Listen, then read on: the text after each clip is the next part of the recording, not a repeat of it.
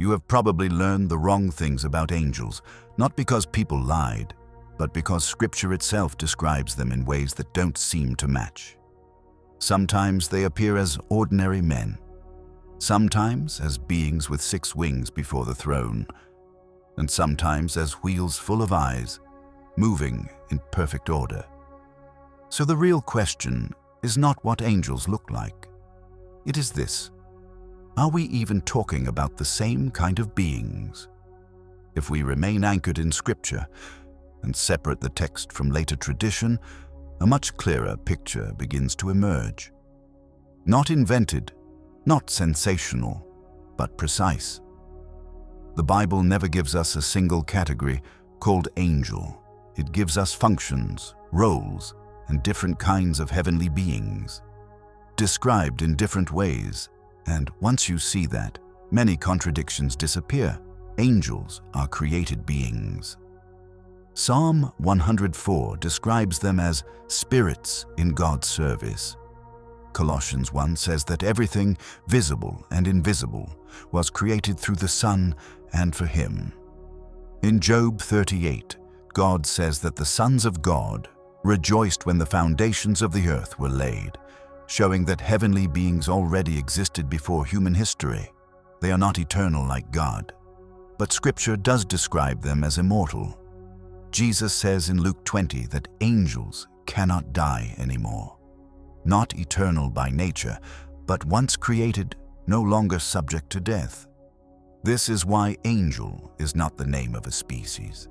In Hebrew, malak means messenger. In Greek, angelos means the same thing. So, biblically speaking, not every heavenly being is an angel, but every angel is a messenger. That distinction matters more than most people realize. Being immortal does not mean being independent. Scripture is clear. Angels can rebel. 2 Peter speaks of angels who sinned and were cast into darkness. Jude says that others abandoned their position and are kept under restraint. They are moral beings, accountable and under authority. Daniel 10 shows resistance in the unseen realm connected to events on earth. There is conflict, there is judgment, and there are limits set by God. Angels do not marry. They do not reproduce. Jesus states this directly in Matthew 22. There is no angelic lineage. All angels were created directly by God. Therefore, no new angels come into existence. Throughout Genesis, Judges, the Gospels, and Acts, angels often appear simply as men. Abraham receives visitors without immediately recognizing them. Manoah encounters a messenger who appears human. In Acts 1, 2 men speak with divine authority. Scripture also records moments of visible glory, radiance, and overwhelming fear. For example, in Luke 2 and Matthew 28, the Bible gives us patterns, not a single template. And notice this carefully. Fear never comes from anatomy. It comes from authority. People recognize angels not by how they look, but by the word they are sent to deliver. Scripture consistently uses masculine language. Men, names like Michael and Gabriel. This does not imply human biology. It describes how they are presented in the text. Some point to Zechariah 5 to argue for female angels, but that passage describes symbolic figures in a vision. That is prophetic imagery, not a new category of angels. Isaiah 6 shows Seraphim before the throne proclaiming, "Holy, holy, holy." They are not sent to humans. Their role is worship. Cherubim guard the tree of life, appear in the tabernacle and the temple, and later uphold God's throne in Ezekiel. They are always associated with the presence of God, not with messages, but with holiness. The temple is destroyed. The people are in exile. The question is simple: does God still reign? The answer comes in the form of a vision.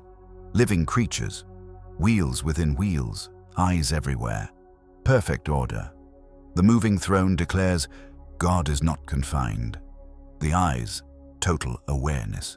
The order, sovereignty in the midst of chaos. Ezekiel is not showing what angels look like. He is declaring who God is. Later tradition called the wheels Ophanim. That label, however, does not belong to the biblical text. Later, Jewish and medieval traditions expanded angelic hierarchies. Scripture, however, explicitly names only one rank, archangel. Jude mentions Michael. Paul speaks of the voice of an archangel at Christ's return.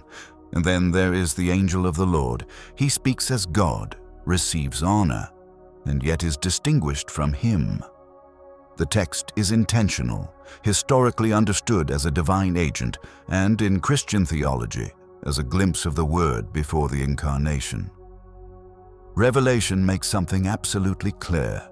The spiritual world is not a balance of equals.